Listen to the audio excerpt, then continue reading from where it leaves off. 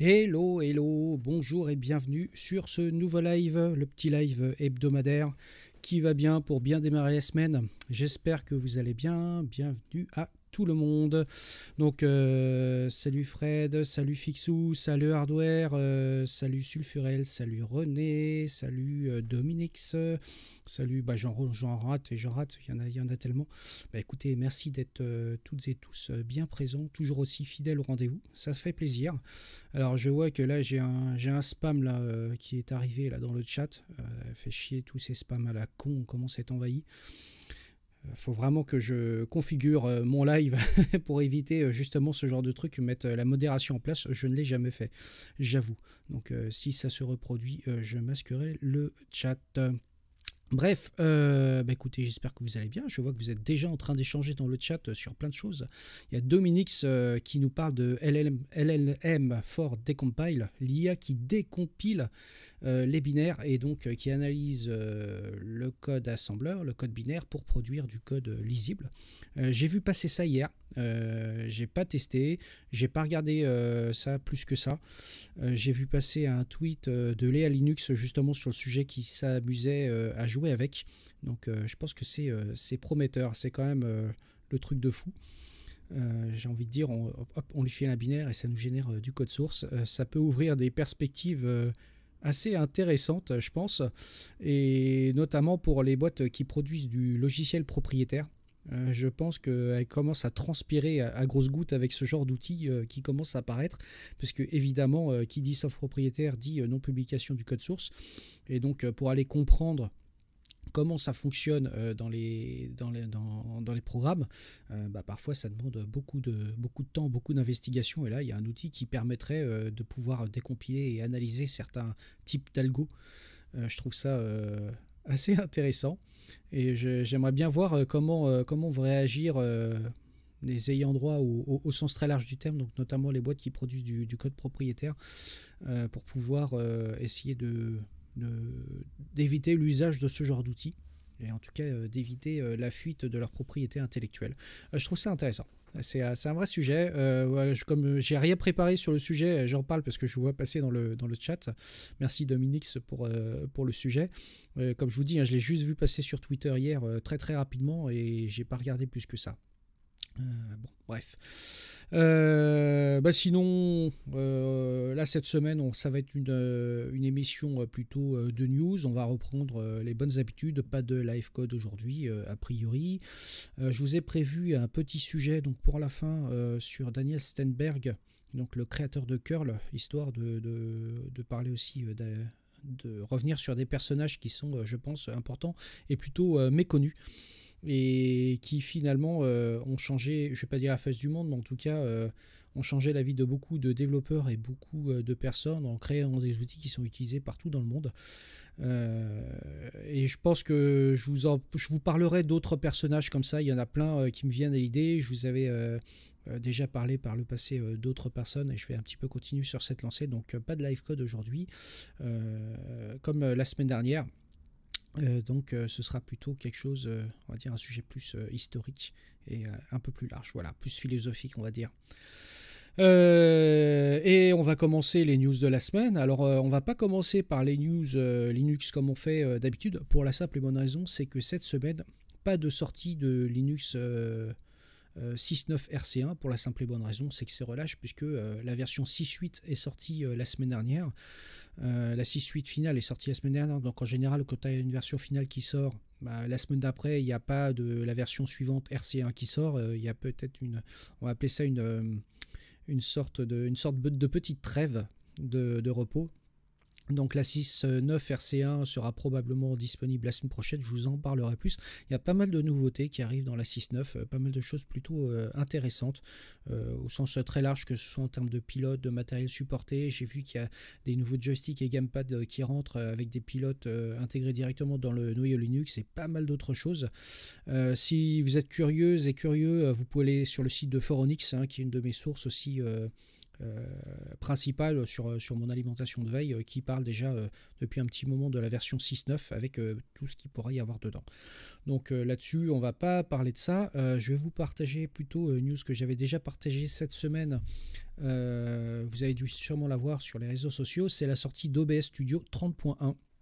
Donc OBS Studio qui nous gratifie d'une nouvelle version. Ça c'est plutôt pas mal. D'ailleurs je suis en train de streamer cette émission avec cette version. Moi je suis un fou, hein. Je fais les mises à jour et je teste presque directement. En vrai c'est pas une très très grosse version, hein. C'est une release assez mineure. Salut Manon, bienvenue. C'est une release assez mineure d'OBS. Il y a quelques nouvelles features qui peuvent être intéressantes. Notamment si vous êtes utilisateur ou amateur de l'AV1. Donc le support de l'AV1 a été ajouté sur pas mal de choses, notamment sur le VA API, sur le WebRTC WIP aussi. Voilà, donc ça, le support de l'AV1 continue de progresser dans OBS. Donc c'est un format évidemment qui prend de l'ampleur et je pense que OBS est en train de suivre le mouvement. Sinon des petites nouveautés sur la partie traitement des images, sur la capture audio ici par exemple sous Windows, sur la capture audio aussi sous Linux, il y a des choses qui ont été ajoutées. Et puis quelques différentes petites améliorations ici sur le traitement du HDR, sur pas mal de petites choses, bref. Et puis évidemment les inénérables bug fix qui apparaissent de façon assez régulière, puisque qui dit gros logiciel dit régulièrement des bugs. C'est quand même une grosse comment dirais un gros morceau de code, donc les bugs sont inévitables, donc il y en a des crashs qui sont fixés, des petits bugs qui sont fixés, etc. Donc si vous êtes directement corrélé à un dépôt par exemple de type Debian sur le build continu, votre mise à jour va passer automatiquement, elle apparaîtra, sinon il vous suffit d'aller télécharger la dernière version et de l'installer sur votre machine. Moi pour ma part je l'ai installé, j'ai eu aucun souci, pas de changement de paramétrage à faire, ça récupère tous les paramètres comme d'habitude, ça fonctionne plutôt bien, donc pas de régression, vous pouvez y aller. En tout cas l'émission a l'air de bien streamer, donc je pense que vous pouvez y aller. Alors qui vient d'arriver? Salut le Viking, salut The Burton, salut Fred alias Happy to Dev. Donc bienvenue à toutes et à tous pour celles et ceux qui viennent d'arriver. Ensuite, dans la liste des sorties, je parle de temps à autre de Digicam. Digicam qui est un organiseur de photos, donc qui permet d'organiser votre collection de photos sur votre machine. Il est basé sur du Qt et vient dans l'environnement KDE. Donc si vous êtes linuxien ou linuxienne ou unixienne, vous pouvez avoir l'usage de cet outil, en tout cas il peut venir directement avec votre environnement de bureau. Donc sachez que la version, alors non pas la 8.2 parce que leur page d'accueil est toujours pas à jour, mais la 8.3 est disponible. Elle a été publiée là très récemment, d'ailleurs elle a été publiée il y a 4 jours. Et donc ça veut dire que leur page d'accueil est pas très réactive, on va dire. Donc c'est un logiciel qui est vraiment bien hein, pour gérer ces collections photos. C'est vraiment très utile. Il y a plein de choses qui permettent donc d'organiser vos albums, de pouvoir les trier, etc. Et une des grosses nouveautés sur la version 8.3, c'est ils ont intégré un nouveau système qui permet de taguer automatiquement les photos à l'aide d'un réseau de neurones, donc avec du deep learning, donc qui permet d'aller taguer automatiquement des objets ou des choses dans vos photos. Et ça peut être très utile quand vous avez une grande banque de photos, de pouvoir taguer un certain nombre de choses de façon automatique et de les rechercher dans la base de données de votre organiseur. Donc ça, c'est quelque chose qui est pas apparu comme ça, hein, puisque ça fait suite à un Google Summer of Code qui a eu lieu en 2023, que je vous ouvre ici. Voilà. Donc ce Google Summer of Code, donc, il a été donc financé cet été pour pouvoir justement ajouter ce support à Digicam. Et donc ce support est maintenant arrivé, je dirais, de façon mature dans le code. Je vais afficher le changelog. Sinon, donc évidemment, il y a des bug fixes qui sont arrivés sur la détection des visages. puisqu'il proposait déjà la détection des visages. Il y a pas mal de choses qui ont été aussi corrigées sur l'implémentation des objets par réseau de neurones, comme je l'ai dit. Pas mal de petites améliorations au niveau de l'UI, au niveau de l'UX aussi. Et puis un bump vers quelques dernières versions du framework Qt. Notamment, on voit sur les parties 6.6.1 et les frameworks 5.15. Voilà. Donc, c'est des améliorations, on va dire, plutôt d'ordre technique là-dessus, mais qui permettent de faire en sorte que le logiciel évolue et suive un petit peu la marche. Voilà pour Digicam. Digicam, donc, que je vous conseille d'utiliser si vous êtes dans un environnement Unix, Linux. Vous pouvez l'utiliser. Il donne vraiment de très très bons... il rend de très bons services. Alors moi je ne l'utilise pas en tant que tel puisque j'utilise essentiellement Darktable pour le traitement de mes photos RAW et donc l'organiseur de Darktable. Et ensuite mes photos sont archivées ailleurs. Mais je l'ai utilisé Digicam pendant un temps. Voilà.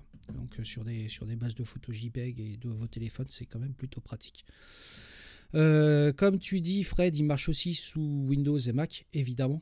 Même si c'est pas la plateforme qui est visée en premier, oui évidemment il est porté sur ces plateformes. Ouais, j'en fais pas plus la promotion que ça, vous me connaissez.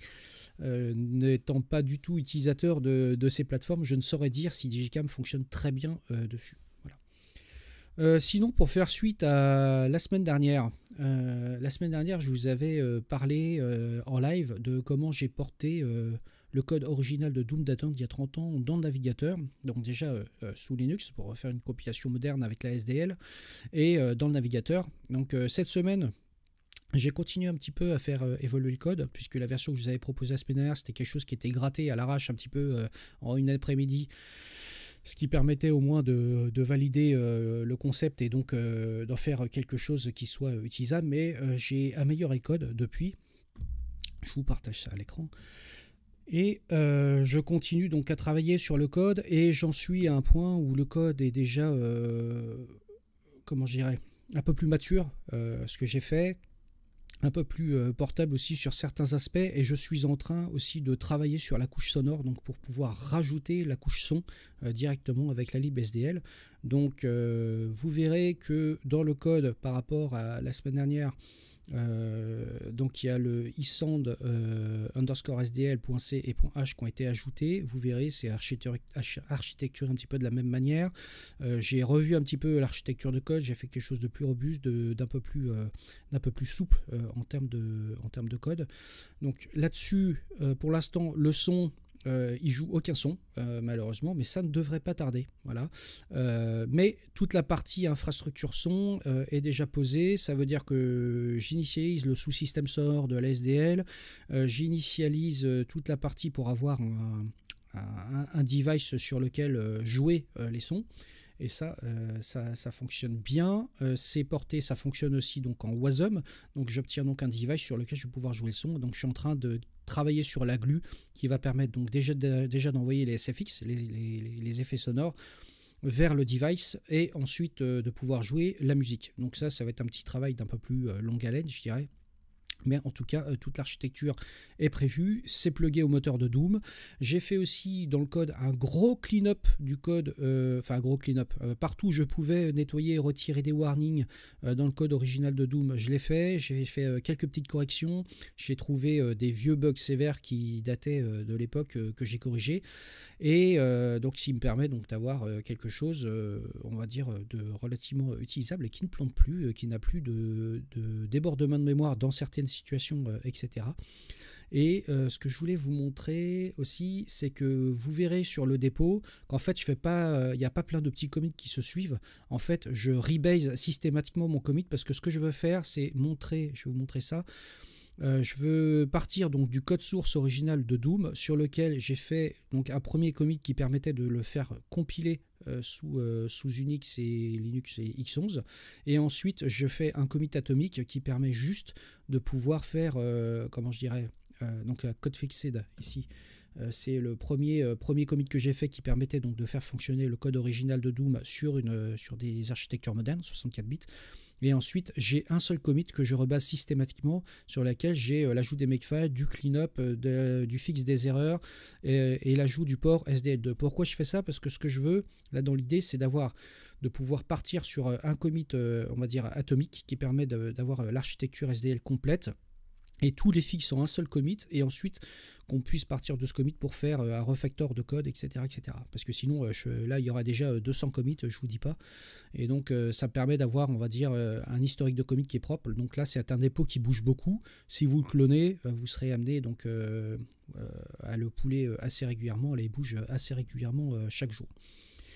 Voilà pour ce code. Sinon, j'ai fait quelques petites choses aussi, puisque je l'ai mis à disposition sur mon site. D'ailleurs, je vais vous montrer ça. Pour celles et ceux qui ont vu passer, vous le savez déjà. Donc sur la page d'accueil de mon site personnel, je l'ai mis à disposition. Donc avec le lien vers la vidéo que j'avais faite la semaine dernière, le code que vous pouvez retrouver sur mes miroirs kit, et vous pouvez jouer directement donc, dans le navigateur ici. Une chose que j'ai faite, que j'ai rajouté hier aussi, c'est l'ajout de, comment je dirais, des filtres biliaires ou des filtres anisotropiques directement pour éviter d'avoir cet effet trop pixelisé. Donc puisque, rappelez-vous, je prends le frame buffer qui est généré dans Doom, je l'envoie dans une texture et ensuite cette texture je l'envoie à l'écran et c'est cette texture qui est mise à l'échelle. À l'écran, donc plus on agrandissait, puisqu'on était au pixel le plus proche avant, plus ça génère un effet pixelisé. Cette fois-ci, on se retrouve donc avec un Doom qui est filtré, puisque la texture est filtrée, ce qui permet d'avoir quelque chose d'un peu plus lissé et d'un peu plus agréable à l'œil. Voilà. Donc ça, c'est une première chose. Ce que j'ai fait aussi, j'ai amélioré le support de la souris. Cette fois-ci, on peut vraiment jouer à la souris. Hop. Je vais vous montrer ça. On peut vraiment jouer à la souris et sans que ce soit difficile, puisque la semaine dernière c'était une implémentation un petit peu à l'arrache et pas du tout utilisable. Cette fois-ci, on peut jouer sans aucun problème avec la souris et ça, c'est plutôt pas mal. Donc évidemment le code est libre, hein. Vous pouvez le télécharger, le forker, l'adapter, vous pouvez me faire des pull requests si ça vous amuse. En tout cas, n'hésitez pas. Voilà, ça fait plaisir si ça vous fait plaisir. Voilà. Donc voilà pour Doom. Vous pouvez jouer donc dans le navigateur, vous pouvez jouer en natif sur votre machine. Donc ça c'est un side project qui évolue, que je vais continuer à faire évoluer et je pense que je vais le faire évoluer pour l'instant jusqu'à ce que j'ai fini d'implémenter le son. Il faut juste que je trouve le temps de faire ça correctement. Voilà pour cette partie. Et puis on va passer au sujet principal. Certaines et certains d'entre vous, vous avez dû voir passer ça. Je crois que c'était hier. Oui, c'était hier. J'ai posté ce tweet hier en disant, voilà, en novembre 96, Daniel démarre une contribution sur un petit projet nommé HTTP-GET créé par Raphaël Sagula. Puis il en devint rapidement le mainteneur. Le 20 mars 98, la toute première version de curl faisait son apparition. En 2024, curl est littéralement partout. Alors pourquoi je faisais ça? Parce que je réagissais sur un tweet de Daniel Steinberg, donc, qui est le créateur et le mainteneur de curl. Curl, donc, qui est un utilitaire qu'on ne présente plus, mais je vais quand même le présenter, qui est un utilitaire en ligne de commande qui permet globalement de pouvoir télécharger ou interagir avec n'importe quel protocole réseau directement depuis la ligne de commande. Donc vous pouvez par défaut, curl a été conçu pour télécharger des pages HTML et des différents assets au travers du protocole HTTP, mais il s'est rapidement étendu pour pouvoir supporter le HTTPS, le FTP et d'autres, plein d'autres protocoles qui existent. C'est un utilitaire que vous pouvez utiliser aussi pour forger vos requêtes REST quand vous faites de la programmation des sites en REST. Et donc c'est vraiment un utilitaire qui est vraiment une toolbox assez incroyable en ligne de commande, donc pour interagir avec différents protocoles. Alors pourquoi je parle de ça? Parce qu'effectivement je voulais revenir un petit peu sur le parcours de curl, comment curl a été créé, parce que curl est littéralement partout. Comme le disait Daniel là, sur son post, là, il disait 8 milliards de devices utilisent curl. En fait, d'après les statistiques qu'on peut en obtenir, curl serait à peu près installé 20 milliards de fois, à peu près partout. Alors ces statistiques, elles sont peut-être challengeables, hein, il n'y a pas de souci là-dessus. C'est toujours difficile d'avoir un nombre d'installations réelles d'un utilitaire quelque part, pardon, mais curl est vraiment littéralement utilisé partout. Partout où vous avez besoin, sur tout serveur quasiment de type Unix ou Linux, vous allez retrouver curl. Chaque fois que vous avez vous voulez geeker et interagir avec une API REST en mode à l'arrache, curl est votre ami. Enfin, franchement, c'est un utilitaire que vous devez avoir dans votre toolbox. Curl vient aussi quelque part marcher sur le plateforme historique donc de wget. wget qui est historiquement un projet GNU, donc qui permet à peu près de faire la même chose, mais qui est plus orienté sur le téléchargement de ressources au travers HTTP et FTP. Moi, par exemple, par défaut, j'utilise les deux utilitaires. J'utilise wget et j'utilise curl. Alors, souvent, quand je vais juste avoir besoin de télécharger un fichier directement depuis la ligne de commande sur un site internet, depuis un site internet, par exemple un script, une archive ou n'importe quoi, je vais utiliser wget. Pourquoi ? Parce que par défaut, quand vous faites wget votre URL, wget va télécharger votre ressource et l'écrire en tant que fichier directement sur le disque, ce qui n'est pas le fonctionnement par défaut de curl. Alors vous allez me dire curl, oui, par défaut il envoie tout sur stdout et il suffit de faire tirer grand O et de donner le nom de fichier vers lequel vous voulez écrire la ressource. Je trouve ça un petit peu relou pour être honnête, mais c'est le seul truc vraiment que je trouve relou de curl. Mais bon, c'est un fonctionnement historique, on ne va pas le changer, il a toujours fonctionné comme ça, et changer maintenant, ce serait casser des années et des années d'utilisation un petit peu partout. Donc quand je veux juste télécharger une ressource très rapidement, souvent j'utilise wget. Parfois, il m'arrive d'utiliser curl, mais voilà. Par contre, dès lors où je veux interagir avec des ressources sur internet, les télécharger, les envoyer sur stdout, les piper directement dans un script, dans un sed, dans un grep ou ce qu'on veut, et ben là curl ça devient vraiment un outil ultra puissant parce que d'une part il supporte quasiment tous les protocoles réseau possibles et imaginables, il est ultra configurable. Moi je m'en sers aussi très régulièrement en ligne de commande pour aller télécharger les en-têtes quand je veux vérifier par exemple les certificats d'un site. Plutôt que d'ouvrir mon navigateur, de faire clic sur le site, regarder le certificat, etc. Ce que je fais, j'utilise curl, je fais curl-vvv, je donne mon adresse, mon URL, et ça va me mettre directement dans mon terminal toutes les informations dont j'ai besoin, les informations nécessaires. Et ça, c'est super intéressant. C'est une des fonctionnalités pour lesquelles j'utilise assez régulièrement. Et puis, évidemment, même si c'est quelque chose qui n'est pas spécialement recommandé. Vous voyez que lorsque vous devez installer un certain nombre d'outils, par exemple Docker ou GitLab, etc., souvent on vous propose un script d'installation en .sh que vous pouvez télécharger directement avec curl et le piper directement dans un shell pour pouvoir lancer votre installation par le réseau. Je ne conseille pas en général ce genre de méthode parce que ça revient effectivement à ne pas reviewer le script juste avant de savoir ce qu'il fait, etc. Moi, je continue à télécharger les scripts install sur ma machine, j'ouvre le script, je regarde globalement ce qu'il fait, voir si c'est pas... comme tu dis Dominique, porte ouverte, je regarde et voir si c'est bien le script auquel je m'attends et qu'il n'y a pas un truc un peu bizarre dedans, et ensuite je fais le chmod 755 et je l'exécute. Mais pour aller vite, lorsqu'on est vraiment sur une source de confiance, par exemple entre nous, curl peut être un vrai vecteur de pouvoir faire de l'installation très très facilement en faisant un curl d'un script, en le pipant directement dans un shell, et ça peut être super pratique. Alors curl, aujourd'hui, 2024, donc il va fêter ses 26 ans dans 2 jours. C'était aussi pour ça que c'était l'occasion d'en parler. Curl, la première version de curl date du 20 mars 1998. Et oui, 1998, ça ne nous rajeunit pas. Et c'est un projet qui n'a pas démarré comme ça. Ce projet, il n'a pas démarré, je dirais, en étant curl dès le début. En fait, ce qu'il faut savoir, c'est qu'il y a 26 ans, le web était ce qu'il était beaucoup moins important qu'aujourd'hui. On avait encore beaucoup de serveurs en HTTP 1.0 ou HTTP 1.1. Il commençait à y avoir un certain nombre d'utilitaires qu'on pouvait avoir en ligne de commande, notamment quand on fonctionnait sous Unix ou Linux, est apparu à un moment donné un utilitaire qui s'appelle HTTPGET, qui avait été créé à l'époque, comme je l'avais dit par son nom va me revenir. Je n'ai aucune mémoire, ça il faut que vous le sachiez. Je l'ai dit tout à l'heure, Raphaël Segula. Donc, je vais vous afficher ça. Donc, curl, Donc historiquement, Rafael Sagula a créé HTTP-GET qui était un petit utilitaire en ligne de commande qui faisait à peu près 300 lignes de code, donc qui permettait de télécharger une ressource par HTTP directement en ligne de commande.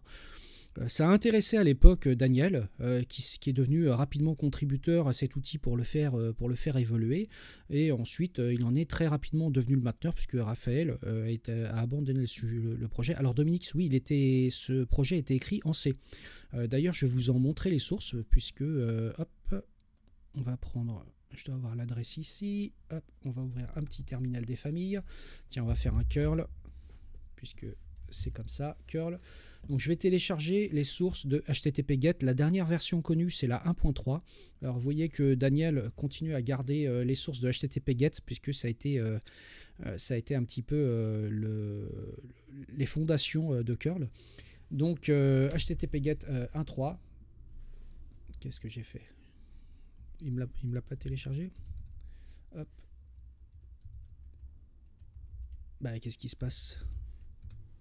Bon bah le voilà, hop, donc HTTP-GET, hop, 1.3. Donc c'est un petit programme écrit en C qui permettait donc de télécharger à peu près n'importe quelle ressource directement par le protocole HTTP ou via Gopher, pour ceux qui ont connu Gopher à l'époque. Donc si vous regardez, je vais mettre le nombre de lignes, on est à 319 lignes, donc c'est un petit exécutable assez sympa, voilà. Voilà, très rapidement, Daniel est devenu le mainteneur de ce projet. Et après, donc ça c'était à peu près en 96, et donc en 98, étant le mainteneur de ce projet, il a repris donc complètement les rênes, et puis il a voulu faire évoluer cet utilitaire vers quelque chose d'un peu plus gros, qui permettait donc de supporter plus de protocoles, d'être plus souple, un peu plus d'être une sorte de vraiment de couteau suisse du réseau directement en ligne de commande. Et c'est à ce moment-là qu'est né Curl. Curl est né à ce moment-là de cette réflexion. Après moult réflexions sur le nom et le changement de nom, eh bien, il a shippé en 98 la première version de Curl, donc, qui permettait donc, de télécharger par HTTP, par HTTPS si je me souviens bien, et supportait quelques autres protocoles comme le Gopher et le FTP. Mais aussi, une des raisons pour laquelle il a voulu évoluer vers Curl, c'était le fait de pouvoir avoir aussi, non pas qu'un exécutable en ligne de commande, mais une bibliothèque. Vous le savez sans doute, Curl est séparé en deux choses. Vous avez la partie bibliothèque, la libcurl, qui permet donc d'implémenter tout ce que curl sait faire, et vous avez curl, qui est le front-end en ligne de commande, qui s'appuie sur la libcurl. Donc virtuellement, vous pouvez implémenter n'importe quel utilitaire pour pouvoir télécharger des ressources depuis Internet en vous linkant avec la libcurl, dont il existe des bindings dans à peu près tous les langages possibles et imaginables. Voilà, la libcurl, il y a des bindings en PHP, en Python, en Rust, en tout ce que vous voulez. Et cette approche très, comment je dirais, très modulaire a été aussi, je pense, une grande force dans le succès de curl, pour la simple et bonne raison, c'est que la libcurl, ça a permis à beaucoup de projets, beaucoup de programmes de pouvoir bénéficier de transferts réseau sans avoir besoin de réinventer la roue, sans avoir besoin de réimplémenter les protocoles, et donc de se baser sur quelque chose qui est quand même robuste et de plus en plus utilisé. Alors ce qu'il faut savoir, c'est que curl, évidemment, comment je dirais, n'a pas eu du succès tout de suite. Curl, une des premières versions qui a eu du succès, donc en 98, elle a été téléchargée à peu près, je crois qu'il raconte une fois qu'il a eu à peu près 300 téléchargements à un moment donné, au moment de entre 98 et 99 plus ou moins, et pour lui c'était énorme de se dire il y avait 300 personnes qui avaient téléchargé son utilitaire. C'était complètement fou. Et puis de fil en aiguille, le nombre d'installations, le nombre de téléchargements ont fait que curl est devenu donc de plus en plus utilisé, il est devenu de plus en plus robuste. Mais ce qu'il faut savoir, c'est que Daniel a longtemps travaillé sur son temps libre sur curl. Donc ça a été un side project pendant longtemps. Et comme beaucoup de side projects, quelque part c'est quelque chose qui est très prenant, et j'ai envie de vous repartager cette image qui est ultra connue, évidemment. c'est que toutes les infrastructures modernes numériques aujourd'hui sont globalement basées sur un tout petit projet d'un mec lambda quelque part qui maintient ça, et c'est la petite brique qui est ici. Et ce qu'il faut savoir, c'est que curl, pendant très longtemps, a été maintenu par Daniel Steinberg sur son temps libre jusqu'à 2019 de mémoire. Donc de 2013 à 2019, il a travaillé chez Mozilla, donc pour la fondation Mozilla. Et ensuite, il a quitté la fondation Mozilla en 2019 pour aller chez WolfSSL, donc qui développe une bibliothèque concurrente de la libSSL, une bibliothèque très light qui implémente donc le SSL au sens très large du terme, et donc qui est très destinée aussi au domaine de l'embarqué. Et donc Daniel a été embauché par WolfSSL et il est payé aujourd'hui à plein temps par WolfSSL pour travailler sur curl. Donc curl aujourd'hui, qu'est-ce que c'est? C'est beaucoup de commits. Aujourd'hui, je crois que très récemment, je vais afficher ça à l'écran, me semble-t-il, que très récemment, il a parlé de 10 000 commits. Il a parlé de 10 000 commits. Je vais retrouver l'IA que j'avais préparé. 10 000 commits dans la version 8.6. Voilà, j'ai retrouvé ça. Version 8.6. Donc c'est la 254e release, ce qui est quand même pas anodin. Ça fait quand même pas mal de releases. La 8.6 donc qui est sortie en janvier dernier. 154 bugfix, 257 commits juste pour cette release, et en tout 10 000 commits donc depuis la création donc de curl. Et ça, je trouve que c'est quand même, on se rend pas compte comme ça, mais c'est un gros projet. C'est un gros projet, et j'ai envie de dire pourquoi je voulais parler de Daniel, puisque ça rejoint un petit peu les sujets.